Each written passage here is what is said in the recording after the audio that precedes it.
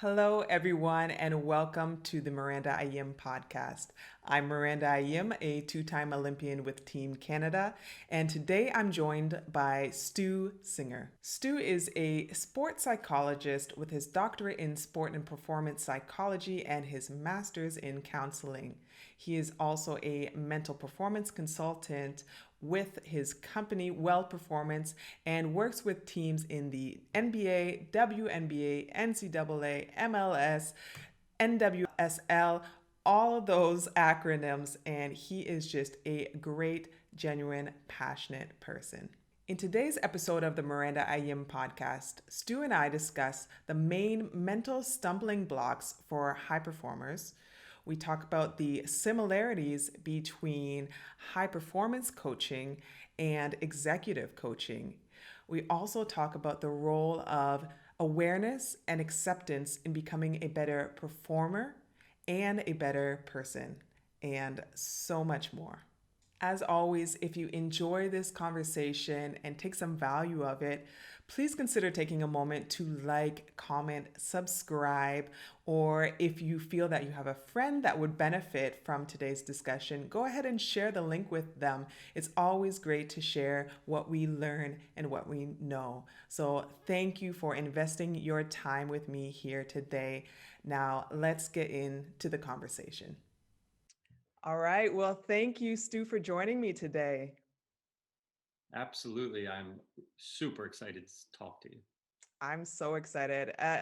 Just because every time we talk and chat and have a discussion, I always leave energized just because you're such a genuine, passionate person. And we always touch on some interesting subjects as well. So I'm sure We that do. anybody listening in will have some pretty good takeaways, I'm sure. Awesome. Yeah, can't wait. Yeah. So, just to get started, I'm wondering for those who don't know you, if you could give a bit of a background about who you are, where you're from, and how you came to do what you do now. Yeah, well, I am um, by training and trade, I'm a performance psychologist. So I have a master's degree in counseling psychology, and then finished my doctoral coursework in performance psychology, sports psychology. And then have been fortunate to do this work at the the Division I collegiate level, and then the professional level in the WNBA and the NBA, and then with individual clients in literally across the world, in sports across the world, but a lot in MLS or NWSL. Um, Olympians, you name it. At this point, I've been able to somehow jump on the coattails of a lot of really wonderful people and some amazing people, and so that's the work. I live up in the Boston, Massachusetts area, originally from Harrisburg, Pennsylvania. Um, Grew up as an athlete in an athletic family, in a family that owned a sporting good business. So like sports were at the core of who we were and what we discussed and what we did. Um, and pursued sport as far as I could take it. I guess had a pretty significant back injury that in high school that really started with a herniated disc, and really I think at that time, I didn't necessarily realize how much of a toll it took on me mentally, but it did, because I felt my body becoming limited. Um, and I think that was part of the, kind of the start of it.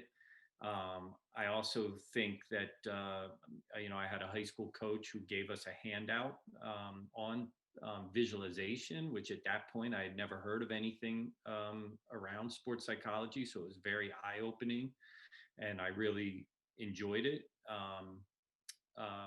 And, it kind of stayed in the back of my mind. I thought that I may want to coach one day. So I was very into the idea of coaching, and then when you combine coaching and my counseling psychology background, it just kind of all of a sudden led me to be more interested in the psychology of performance than maybe even the X's and O's of performance. Hmm.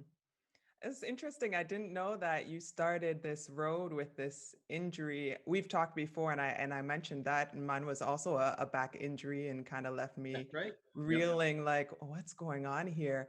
So that's funny, the similarity.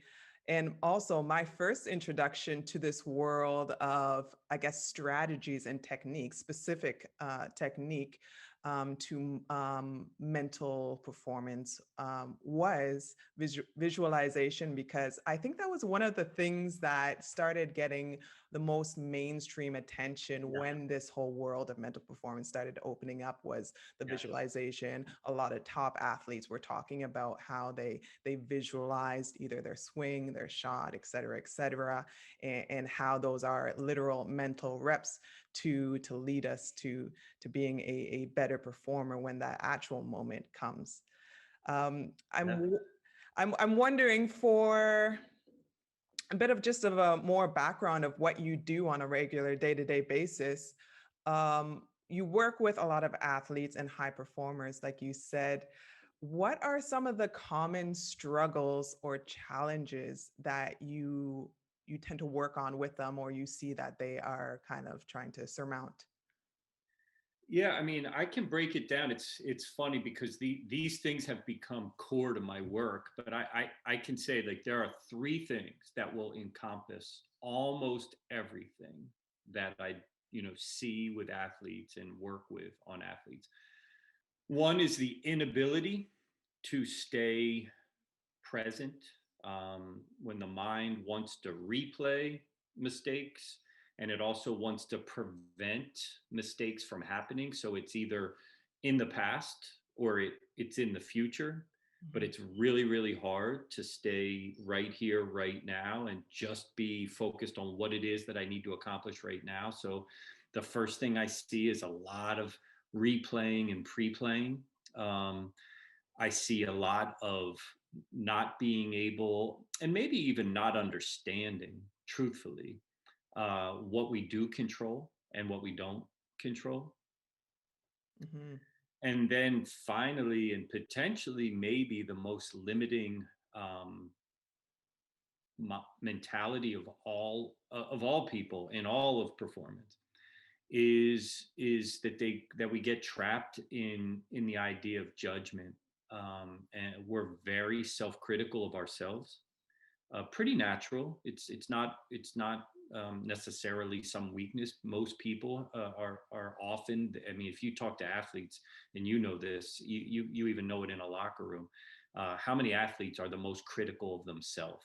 You can say there's a lot of criticism coming, especially someone that's a professional athlete, an Olympian. There's a lot of criticism that comes from the outside world, but man, most of the time it's self-criticism that gets in the way, or believing that we're being judged.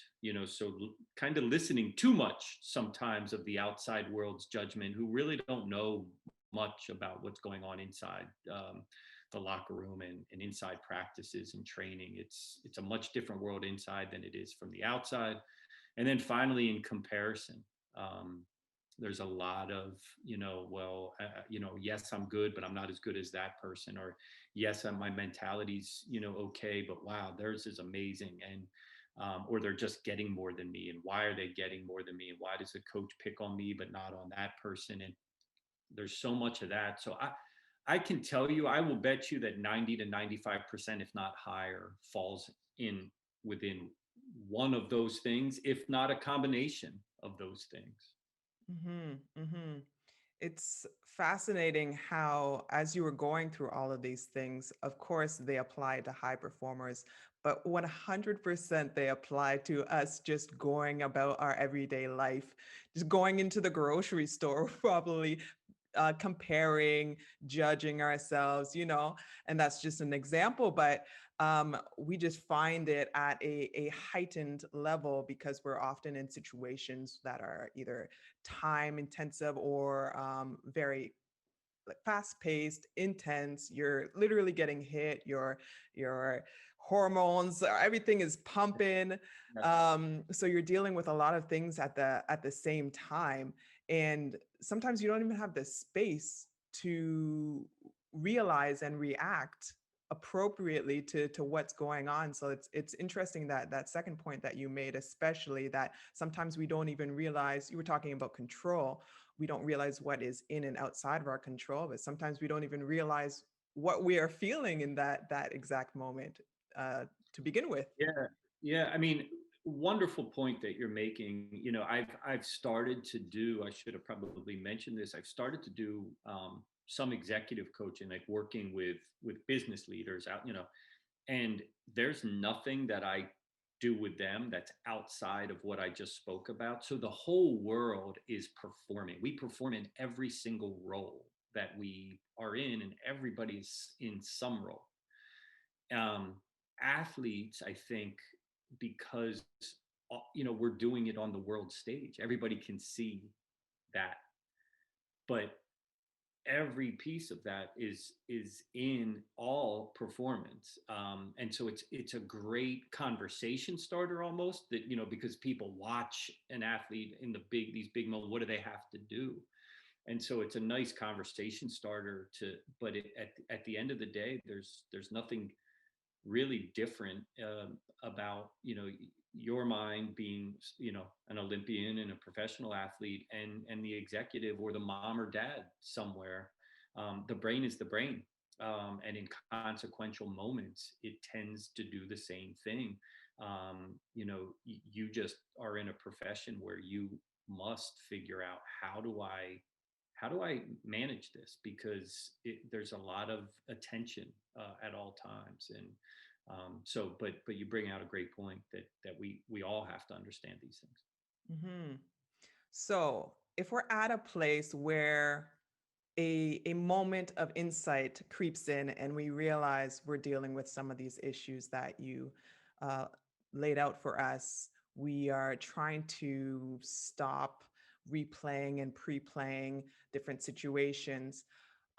What is the way that we kind of prop the door open into exploring this mind, or employing some strategies of helping us sort through those things?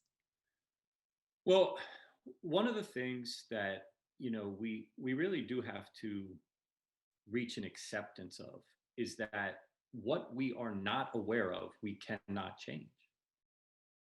So everything must start with self-awareness. Like we have to be self-reflective, or we cannot change.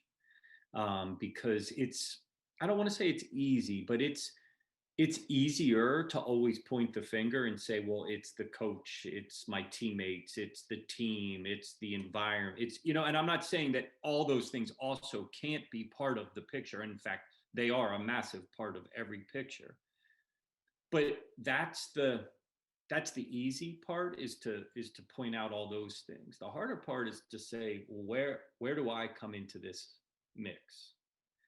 um, and what are the things that maybe shouldn't send me in a negative direction, but that I'm, you know, I haven't done much of a deep dive in to figure out why they do, and how, maybe even more importantly, how do I, you know, put an intervention in place that allows me to not go into that direction.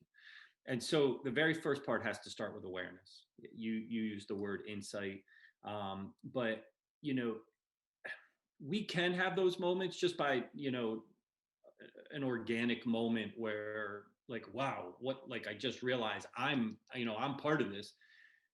But I think sometimes it really takes some intention, like saying, I want to figure this out.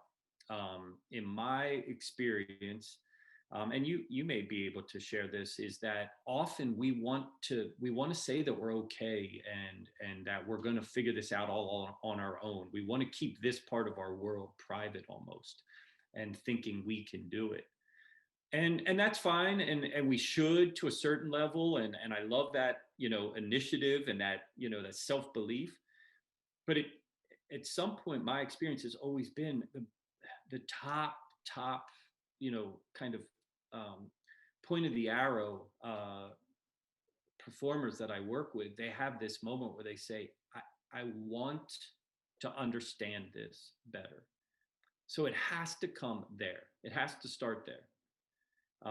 And then I'm somebody that this, that I believe pretty deeply in insight work, and insight work begins in my mind with practicing of mindfulness.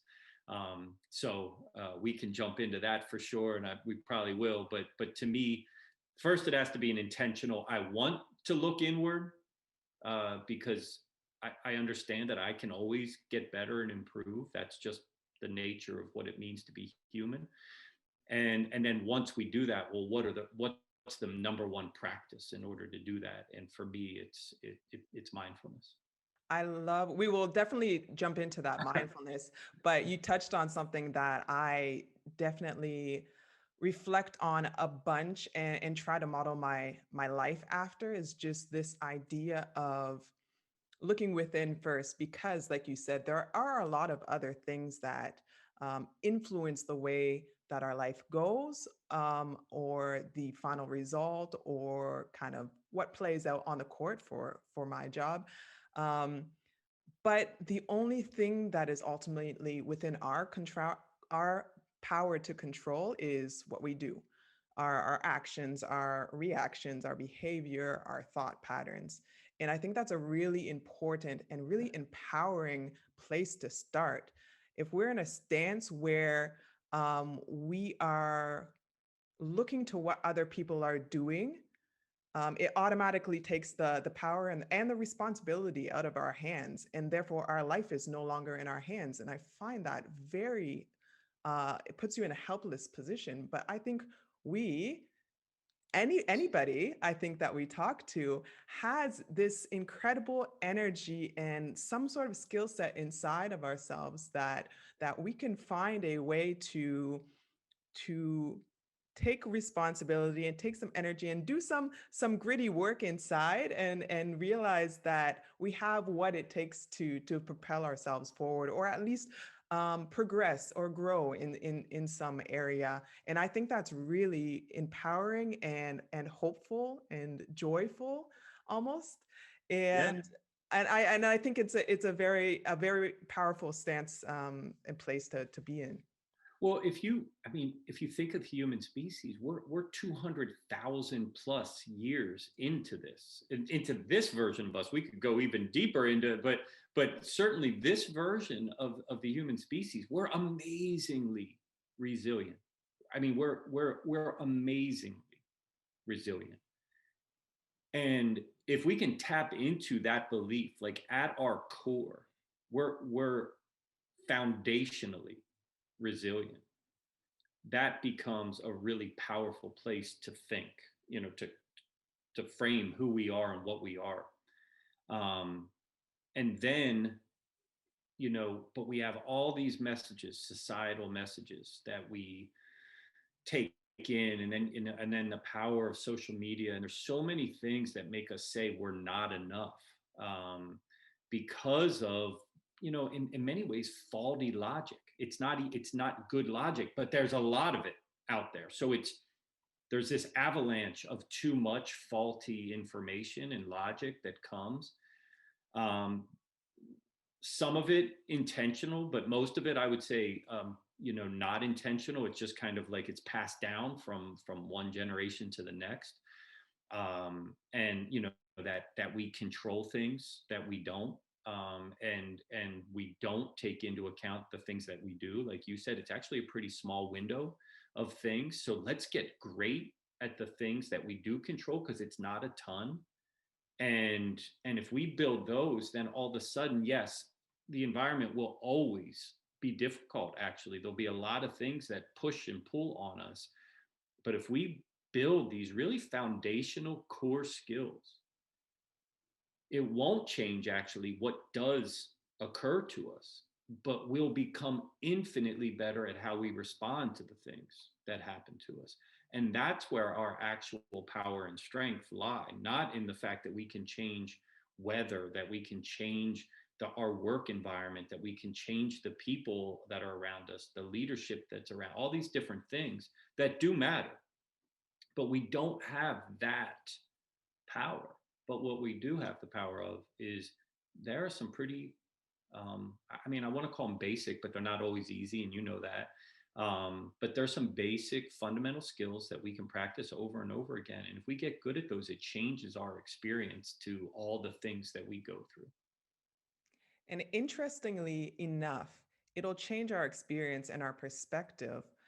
And while it won't necessarily change the other people, in a way, it kind of does because you start to emanate something else Yes. as well. And that will change people's perspective of you and their reaction of you. So while you're not out to change the world, so to speak, you might just incidentally change the world in a small way, just by doing some of these practices and inner work that I would love for you to touch on now. So, like you said, you've been exploring a lot of mindfulness and integrating that into your practice and your work with your clients. I'm wondering if you could explain a little bit about the basic principles. Everybody has heard about mindfulness, I'm sure, but just kind of your approach to it. Yeah.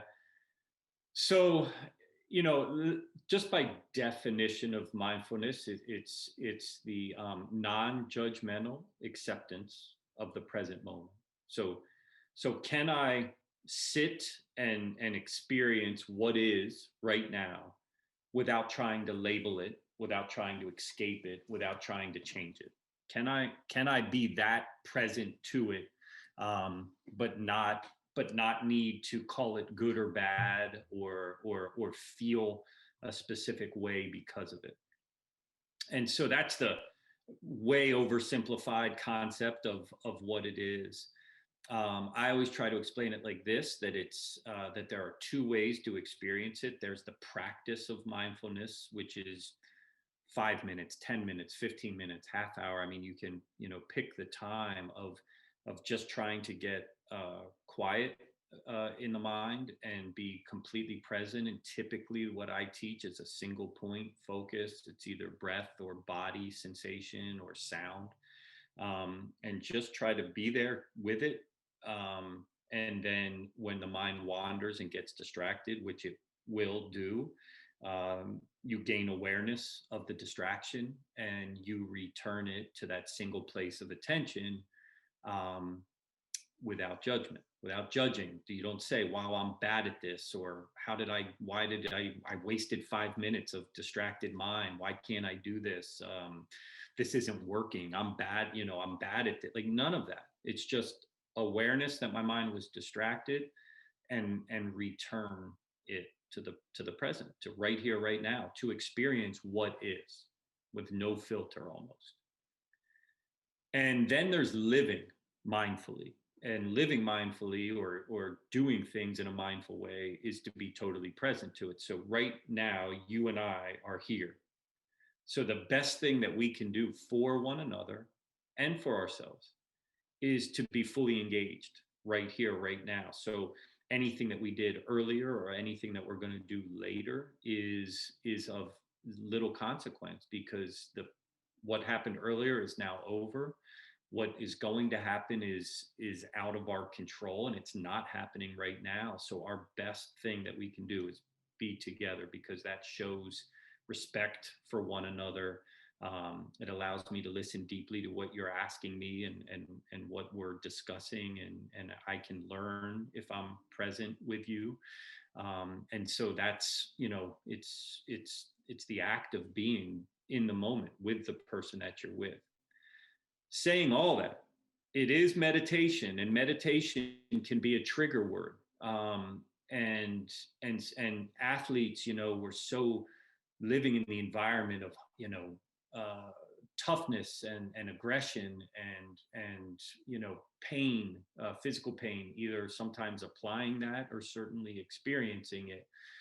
Um, Sometimes not pleasant conversations, and people that are not necessarily playing 100% by the rules. It's an intense environment, and people hear this word meditation and they think, peacefulness, and I don't do that. That's not what I do. That's not the world that I live in.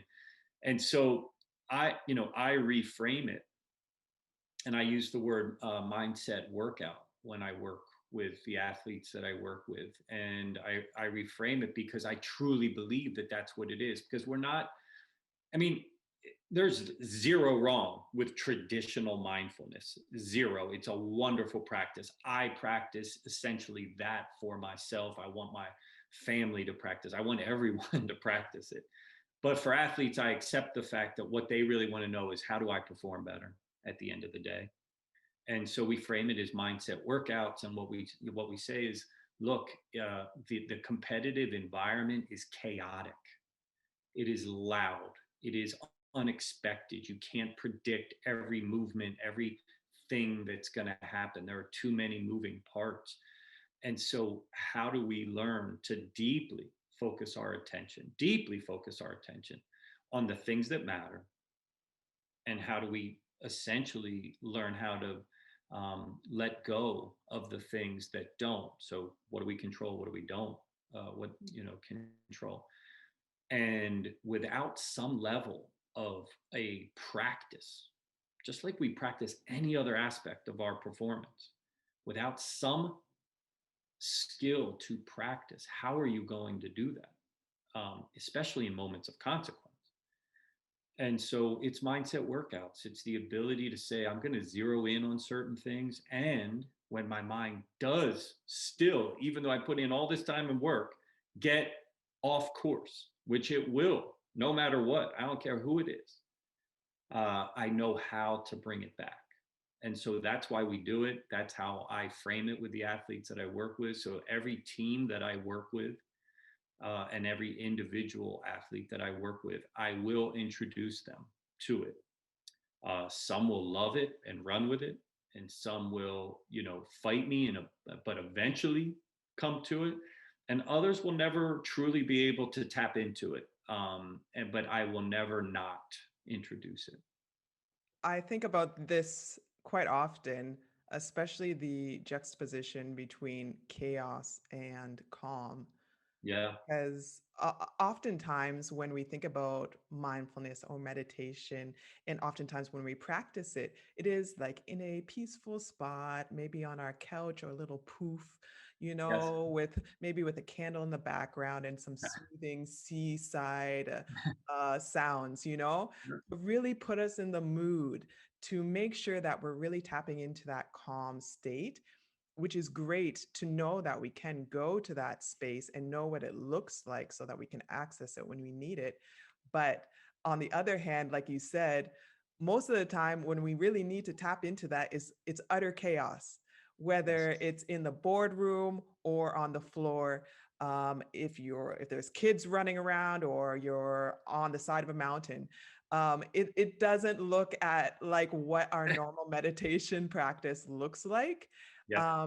So we don't have the ease to slide into that, or the space to kind of get into that place. I've found it in my career, and I know a lot of other athletes and high performers have had the same situation, that it's a very chaotic game, like all games are, and something goes wrong, and before you know it, the whole game has passed by. It kind of like Mhm. gets away Mhm. from you, or it slips through your fingers. Mhm. Um, and this is where I find that the importance of habit comes into play, because if you're not used to having check-ins and you're not used to knowing how to easily slip into that state, it's very difficult because there's not really time and space to do it.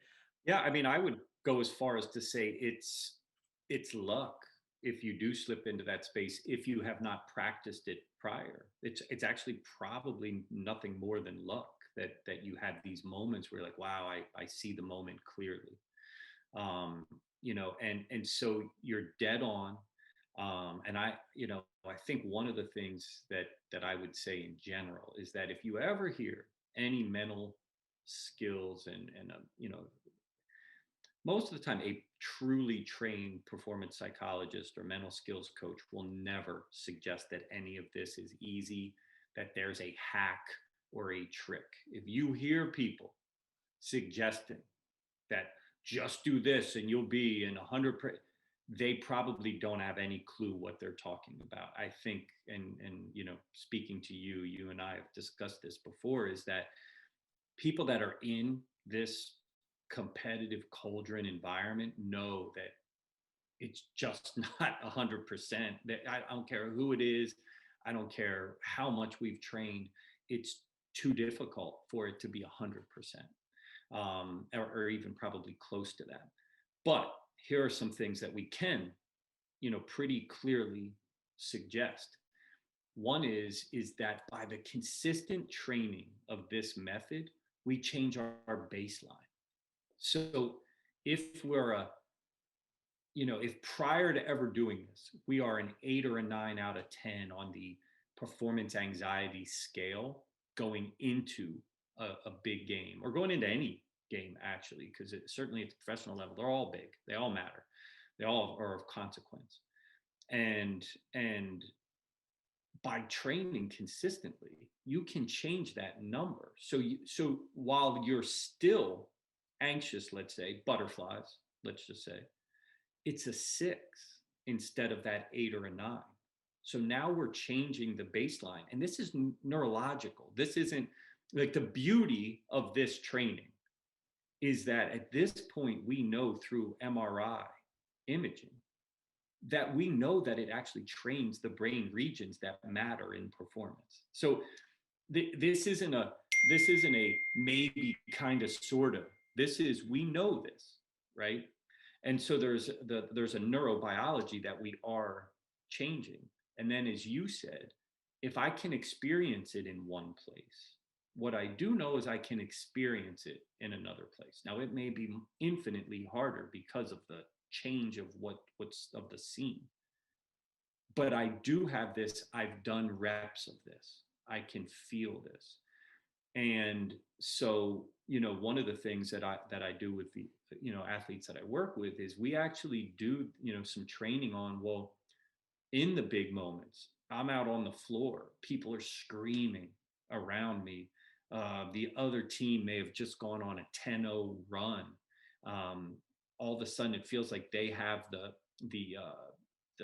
right Momentum.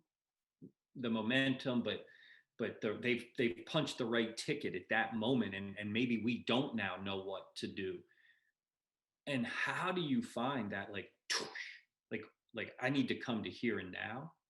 And so we may do things like, literally, like, just bang bang, put our feet on the floor for a moment. Literally, it's just a second of grounding, like, bang bang, feel myself right here, right now, take a big breath.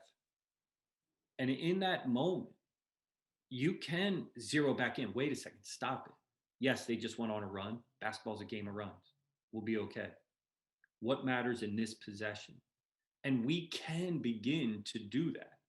Now, am I saying that for, every minute of the game you're going to be there? Probably not, right? It's a push-pull for the entire performance. But if we can gain one of those moments in performance, that may be the moment. That might be the one that we needed. And if we can get multiple ones of those in performance, I think at that point we're actually changing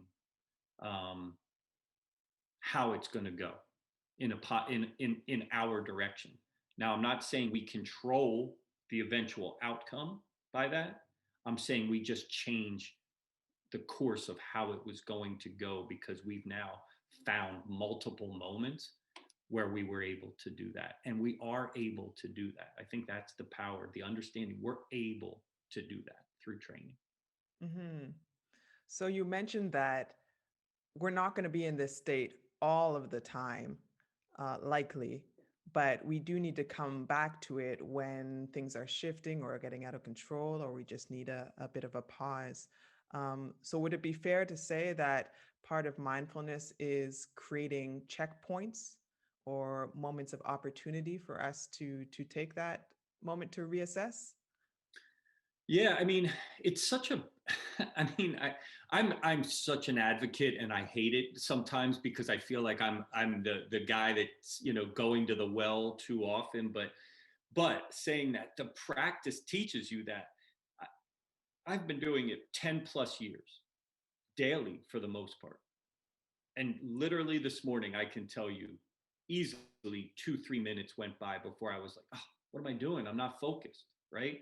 So it's such a reminder that that is the way the mind works. Going back to the question that you asked at the beginning, that's awareness. This is how the mind works. There's nothing wrong with me. There's nothing wrong with you. The mind does not want to stay here. It always wants to prevent danger. That's all it really wants to do. Survival instinct is number one. So what does that mean? If I made a mistake that looks like me not thriving, it wants to tell me, hey, don't do that again. That's bad. You can't do that again. Well, where's that going to go? It's going to go to the missed shot. It's going to go to the turnover.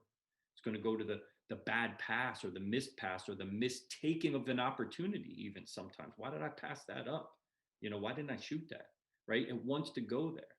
Or it wants to prevent, suffering. So it wants to prevent the loss. It wants to prevent the miss. It wants to prevent the turnover. That's its design. So we're working against its design to say we're going to focus right here, right now.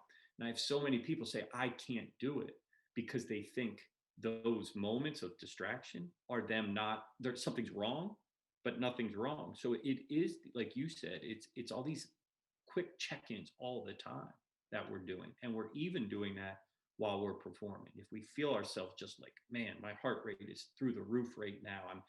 My head's spinning. I feel like I can't, create a thought right now.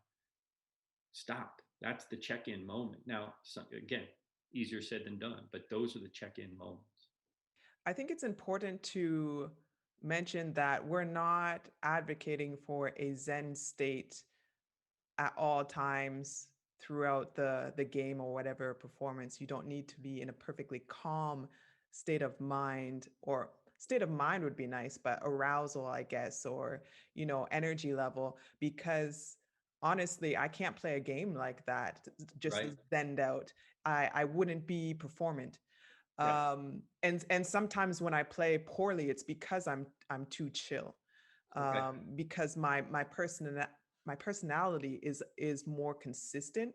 So Yep. sometimes I do need to bring my arousal level up a little Yep. bit, and not too high, because then you get into that kind of anxious, fidgety, kind of Yep. overdoing things state. But finding that appropriate level to be at is also very important. And also getting into a state where it's maybe a different type of Zen.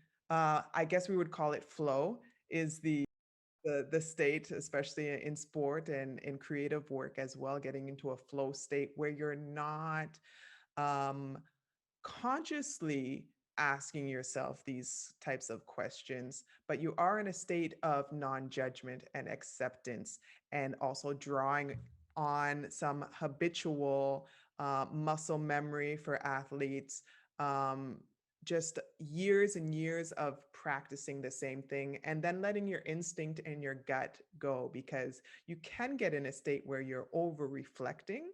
And I Yes. found myself in these states as well. Yep. And sometimes you just need to let it go and play and trust that you've done the work.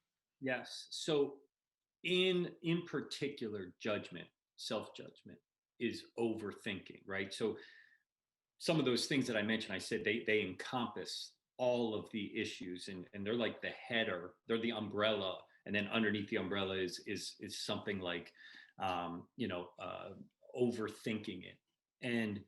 And I love the point that you're making, because I that is really, really important, is that it is not about being um, non-aggressive, let's say.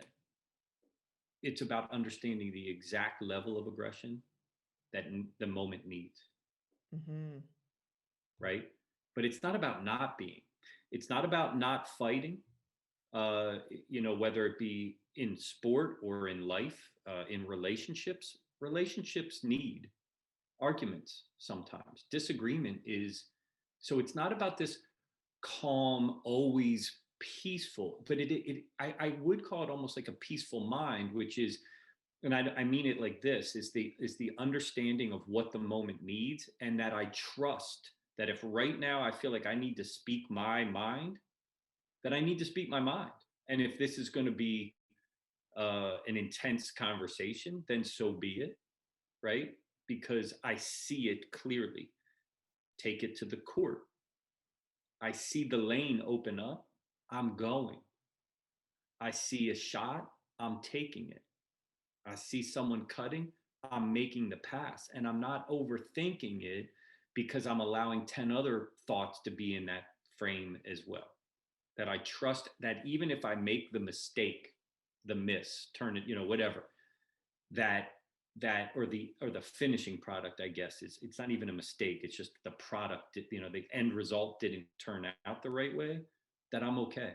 I saw the moment, I did the right thing, and the result is not guaranteed, but I'm still okay with the choice that I made. I'm not gonna beat myself up over the choice that I made. That's what we're trying to do. We're not, I completely agree with you. It is not about staying peacefully zen all the time. It's just being able to be very clear what the moment needs, and not being cluttered up here. That's so true. Making a decision, the best decision that you can, given what you know at that moment, and then kind of letting go of the judgment for whatever the result is, because you might have made a good decision and it didn't turn out well that Yes. time. Yep. It reminds me of a quote, and I'm going to completely butcher it, and I'm not even sure if I will have the author right. I think it's Aristotle, but everybody credits Aristotle with every wise thing. It was me, actually. It was Stu Singer, everybody. Um, and he's just talking at, I think he frames it within the world of anger, and just knowing that it's not necessarily anger that is the problem. It's like having the right amount of anger at the right time, in the right circumstance, to the right degree. It's all about the timing of it, because in different situations, like you said, require different things. Maybe you need to have an intense conversation that requires a little more of a harder edge, where you would not have that in another situation. So that's very important to keep in mind, that we're not talking about one state of being.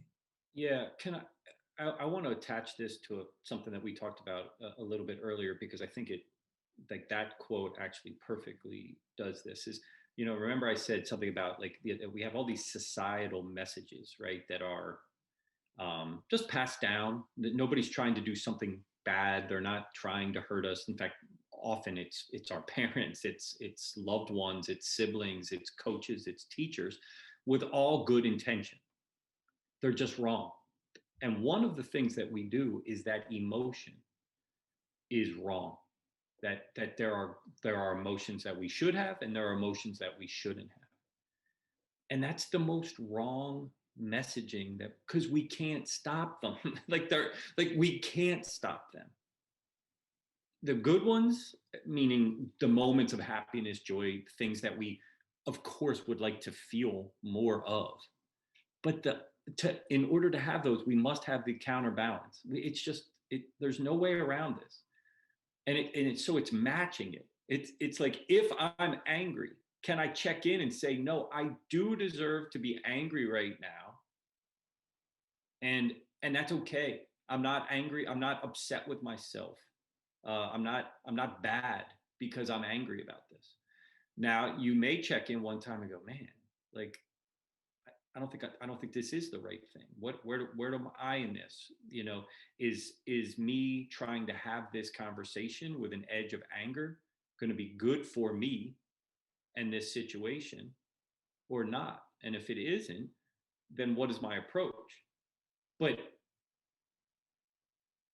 kind of disallowing ourselves to even have the feeling, and then not, and think we're bad because we felt a certain way, is the start of um, uh, probably fundamentally flawed thinking, which then leads us down to all sorts of other issues that probably don't even need to be there. But it started because the beginning of the foundation was flawed. There's so much inner work that can be done over a lifetime. I'm sure, like it's never ending, Yep. literally. Yep. Um, but thankfully, this day and age, it's a lot more people are talking about it. We have a lot more resources available to us. I know that you yourself, you developed an app Yep. for this kind of work, mental reps specifically, but it has like mindfulness Yep. wound in there Yep. sneakily. Could you describe a little bit about what it does, what is available on there as well? Yeah. So the idea behind it was that, in fact, it started all kind of by accident. I would almost say is that I would introduce this overview of mindfulness, and then in between individual sessions or even team sessions, I would try to get people like download this, download this, practice, use this. And one athlete one day said, Stu, I like what you do when we do this. Why don't you just make an app so we can do this? And I was like, that's actually a pretty good idea. And so the idea behind the app is just this: is that it's about, I would say, first of all, the sessions are 10 minutes, so they're relatively condensed. The first 2 to 3 minutes is what I would call a typical performance psychology topic area. How do we let go of the last mistake? How do we let go of critical thinking, overthink? Some of these things. How do we manage discomfort? Because sometimes we have to play through discomfort. Not we shouldn't play through being injured, but we can play through the bumps and bruises and pains of a typical season. So it's a bunch of these different topics. So first part is it kind of frames the topic, and then it goes into essentially practicing mindfulness practice with the idea of mindset workout instead, and with the idea that every single time we lose attention, get distracted, and bring it back again, is like doing a rep. So if you think of distraction Mhm. and returning to the present as a rep, and that rep is the equivalent of doing a curl for your bicep, let's say, you are now building the muscle of the mind. That's how we're beginning to build strength. And so the idea is that we're not actually going to prevent distraction, and that's okay, because if we don't ever get distracted, then we can't do a rep. So we almost need the distraction in order to do the rep. And so the whole idea behind it is that, but it's built really specifically for athletes, but anyone that wants to get better at the idea of how do they perform in critical moments, anybody can use it. Anyone could use it and get better from it. And I'm really proud of it, honestly. Like, I certainly listen to Headspace, I listen to Calm, and they're wonderful apps. There's nothing wrong with those. And if that's what works for you, keep doing it and keep using it. But honestly, for what I want to do, which is to help people perform better, I know I'm a little bit biased on this, but it's as good. I think it's as good as anything out there. And it's called the DoSo app, correct? I'm pronouncing it right? DoSo. Do so. DoSo. Trying to be too fancy. So DoSo, there's a Latin phrase, non ducor DoSo, which means I am not led, I lead. And to me, that's what we're talking about internally. We're not going to let our thoughts take us down paths that we don't need to go down, that I always have the ability to lead myself rather than being led by the voice that all of us have, that internal narrative that can sometimes be self-defeating. So that's where the name comes from. I love that. That's the perfect name for that. Like a literal, beautiful translation of what is meant to be going on Yeah. inside of that app and inside of our head. That's Yes. beautiful. I also had a mini eureka moment when you were speaking, because we've talked about mental reps before, and I've talked about it plenty of times. But I think I imagined it more of like the entire session being a rep, and I hadn't really thought about each distraction coming back as a rep. And in fact, the distraction being good in a sense, Yes. because without it, like you said, you wouldn't be able to train coming back. So that's 100%. incredible. 100%. If you think of us allowing ourselves, okay, to be imperfect, right? So we're essentially, what we're saying is the imperfection of my mind is that I can't keep it right here lasered in for 10 straight minutes of nothing but my inhale and my exhale. So we're letting go of trying to be perfect, and instead what we're saying is, no, I want the challenge. I want the moment of distract. Now, we're not trying to be purposefully distracted either. We're actually trying to lock in. But when the quote unquote mistake happens, which is that I'm not focused where my focus is supposed to be, I'm going to become aware of it, lock it back in, and I'm not going to beat myself up. That's the exact metaphor for what we want to do on the court. We're trying to be locked in at all times. We're trying to make the right decisions all the time. We're not going to do it. So when I screw up, I'm going to notice it, and I'm going to come back to the next possession, and I'm going to let go of there. I don't need to bring any additional baggage to that next play. That's everything, right? I mean, that's, it's unbelievably simple and unbelievably hard, right? It's simple to understand, really hard to do. The thing is that shift makes it so much lighter. That shift in perspective, of distraction being part of the exercise, the mental rep, allows you to let go of the judgment that would have otherwise come from that, from ambitious people trying to get better and getting frustrated that we're getting distracted, and then we're caught up thinking about that frustration and the distraction. But if we're expecting it and accepting it, we're allowed to move more easily into what we actually do want to be focusing on in the first place, which was just maintaining our attention on what's ahead, instead of being caught up in how exactly we are ranking in perfection at that exact moment.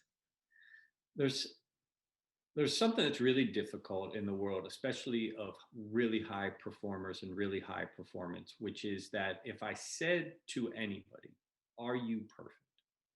they would of course say, "No, I'm not perfect." Is life perfect? No, life isn't perfect. Will we play a flawlessly perfect game? No, we won't, right? So all those we're very clear about. Then we take the floor to perform, and we somehow create this framework of, no, it has to be perfect. Right? And so we can't do this, yet we then judge the performance based on this perfection, which is what we know isn't possible.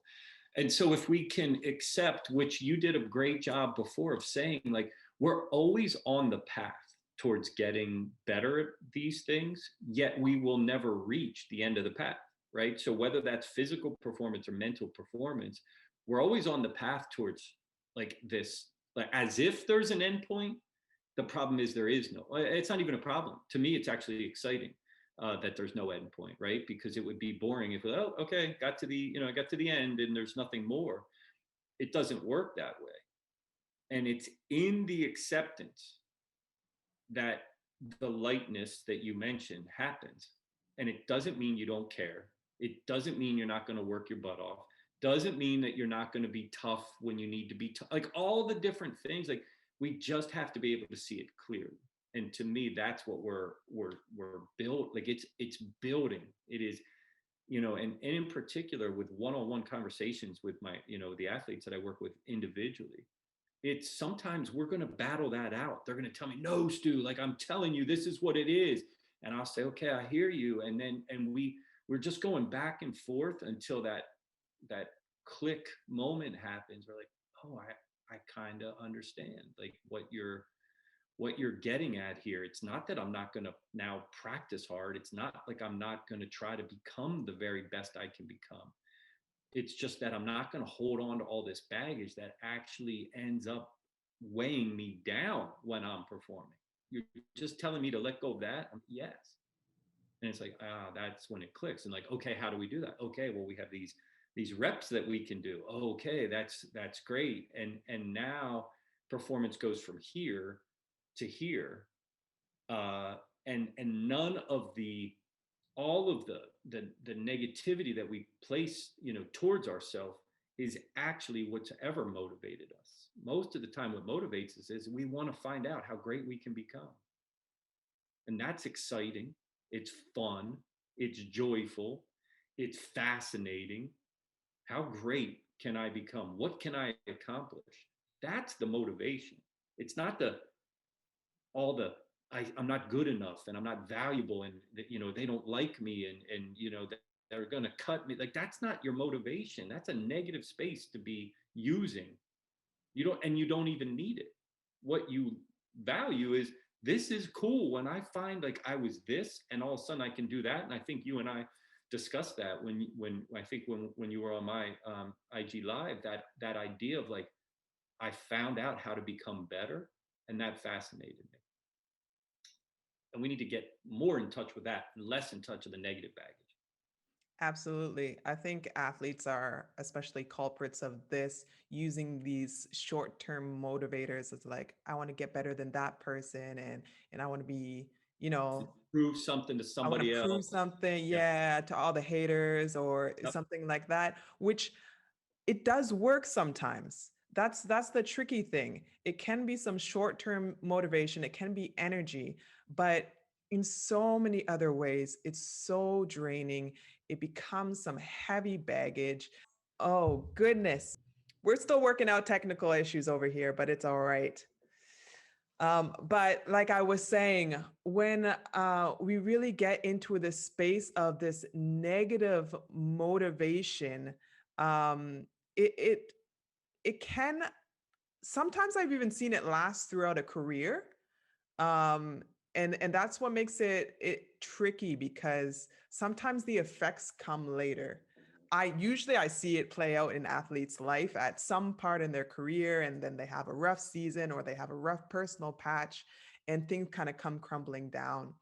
But you can't build a life on that, and you can't build a career on that, because it's ultimately draining. It either takes its toll on you, or it takes its toll on those around you as well. It's exhausting, right? It's exhausting is the easiest word to use. It's exhausting to try to do that. And you know, and think, I'm asking you this question in many ways. Like, you mentioned like it can work. And I always, reframe it, or at least think of it like this, which is, maybe, but what what would have been the result had you not used that, but used the biggest, most joyous, most exciting version of you?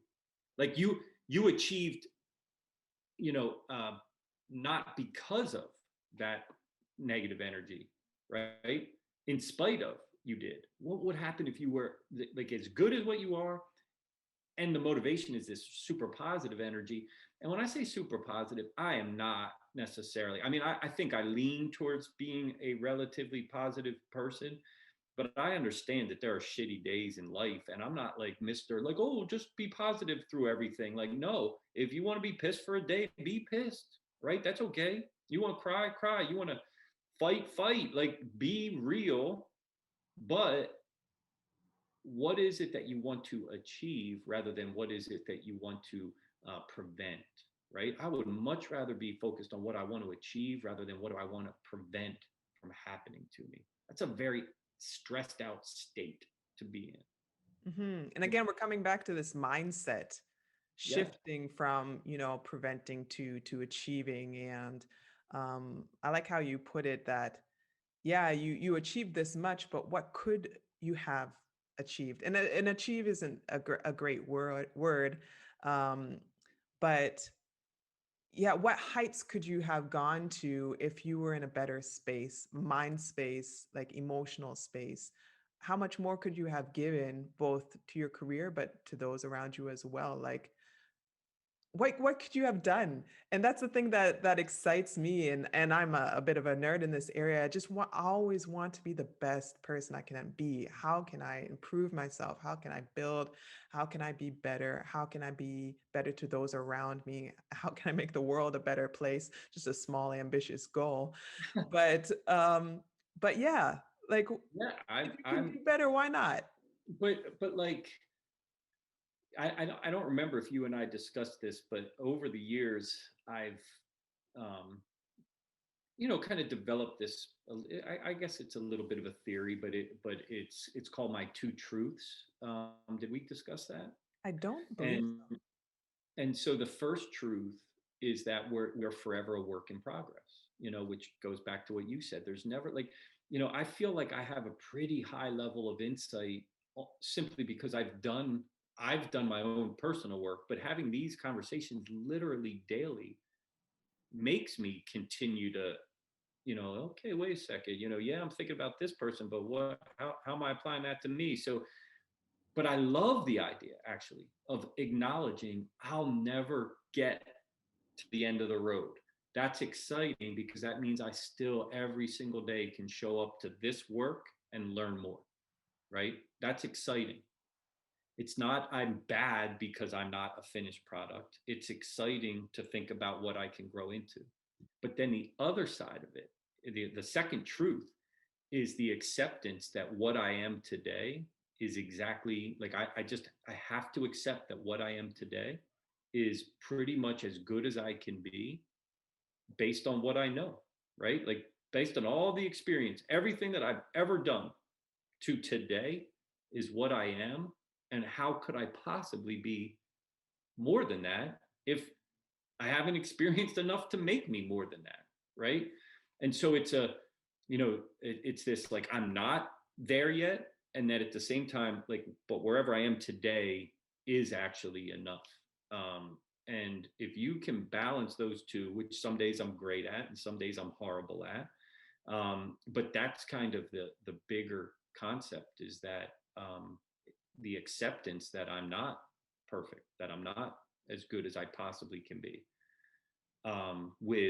But I'm going to accept also that today I'm pretty much as good as I can be, and I've gone at it the right way of trying to be the best version of me. But that I know that there's always still going to be more, and I think when you can balance those two, that's a pretty high level of alignment that allows me to bring out whatever I'm capable of right now. hmm It's a delicate balance, but it's also Hard. hard to keep in mind when we're dealing with other people as well, when we're interacting with others, that they are also doing the best that they can with what they know up to this moment in Yes. time. Yes. We're all so much more similar than we are different, and we're Yes. all doing the best we can. Their best doesn't look like your best. Your best doesn't look like anybody else's best. So it's always any insight that we have about ourselves can also be applied to others, and give us a bit more understanding and empathy when we work with others.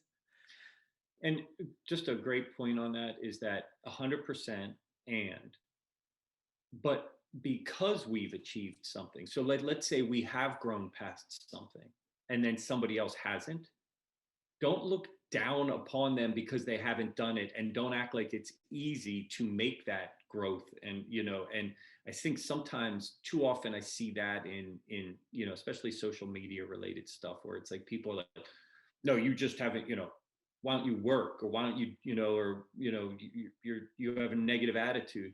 Wait a second, it took us years, maybe decades, to reach where, the point that we've reached, where we've maybe overcome something. And also we don't know what else environmentally was in support of us reaching so we're not going to all do it at the same exact time, in the same amount of years, in the same amount of reps. So have some patience with people, because they're trying as well. They're trying to get there. And so have some patience and some grace.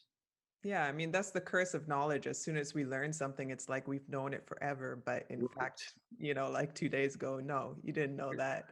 Right. So, understanding that, like you said, people may or may not come into that piece of knowledge, and that's all right. But you also didn't, and people were looking at you the same way, maybe 10 years Absolutely. ago. Like, why doesn't she get it? So I love reminding myself of that, and having conversations like this to kind of get into that. We started with mental performance and mindfulness, but now we're getting into all these other things when it's all connected, really. I think when you're striving to become better, like I mentioned before, that you can't help but stumble upon some of these other things when you're in that honest search for something good and honest. George Mumford, you may recognize the name. He wrote The Mindful Athlete. He was the one that originally had worked with the Chicago Bulls back in the Jordan days, and then ended up also doing some work with because he was friends with Phil Jackson. He did some work with the Lakers, and I think really did a lot of introduction to Kobe for mindfulness and things like that. And I heard him on a podcast, and I'm gonna like you said, I'm gonna butcher this.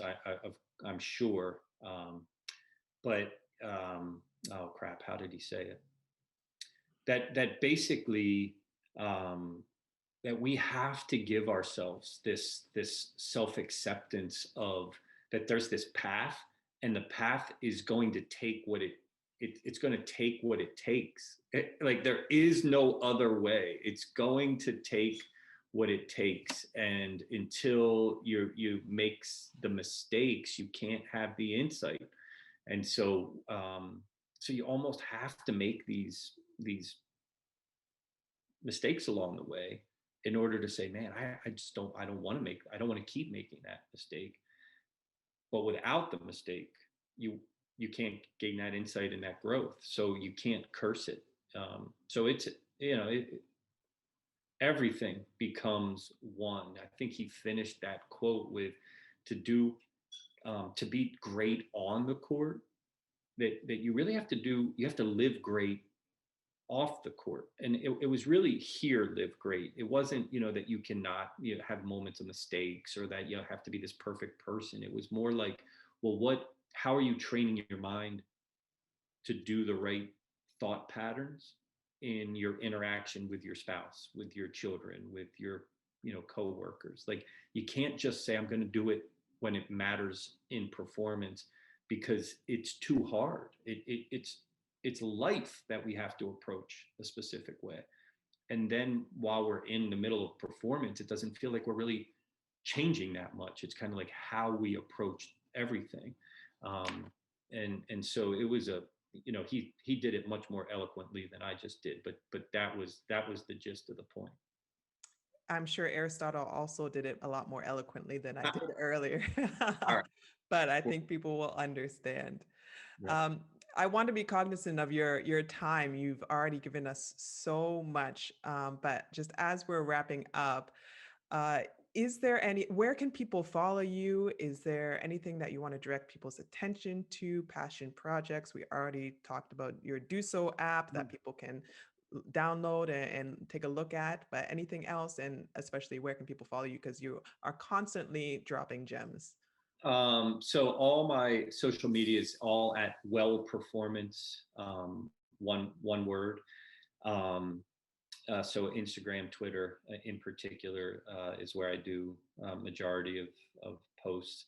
I always say that all my posts will match up to the science and my training. I'll never put a quote, I don't care who it is, that doesn't match up with the reality of what I know that is the foundational parts of understanding great performance, mental performance. So I hope that all of it always matches up with that. I do an Instagram live, which I was fortunate enough to have you be a guest on, and in many ways the goal of that, it is a little bit of a passion project. I think there's a couple things that I want to be able to just do something positive for people to spend some time in, and we typically try to practice a little mindfulness in it. Sometimes we get there, sometimes we don't, based on time. But so that's one part of it. The other part is to pull back the curtain on high performance. Like, sometimes I think that maybe general society thinks that elite performers always are perfect in their mind, and that nothing gets to them and nothing ever creates any self-doubt. And I want, all these conversations that I have are with people that have achieved unbelievable, wonderful things, and yet all acknowledge, like, no, man, do I have days where I struggle, or performances where I struggle, or seasons where I struggled. And so it's to kind of pull back the curtain on that. And then lastly, it's to try to normalize these conversations. I think the more that we have these conversations with people that are admired and respected, and that are working in these really high consequence environments and acknowledging all this stuff, the more we begin to acknowledge and normalize that this is what it means to be a person, really.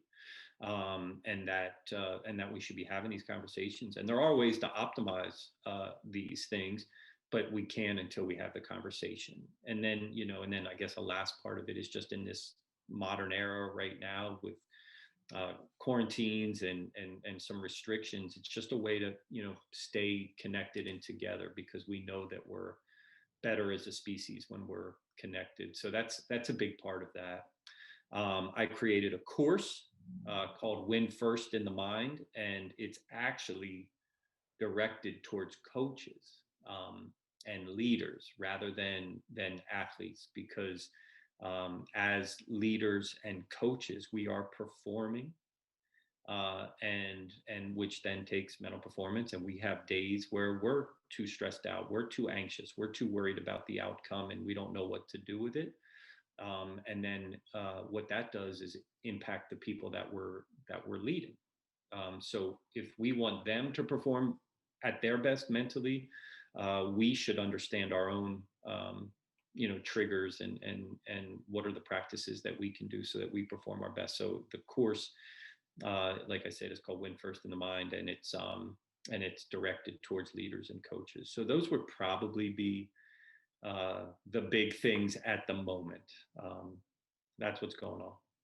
I love it. That sounds fascinating. I'm sure people will get a lot of value out of that course, just like I know a lot of people have been enjoying the IG lives that you've been doing since we started with quarantine and all of this. So that has been fantastic. I will definitely link down below for all of the relevant information for people to easily access. But thank you so much, Stu, for joining me today. It has been a pleasure.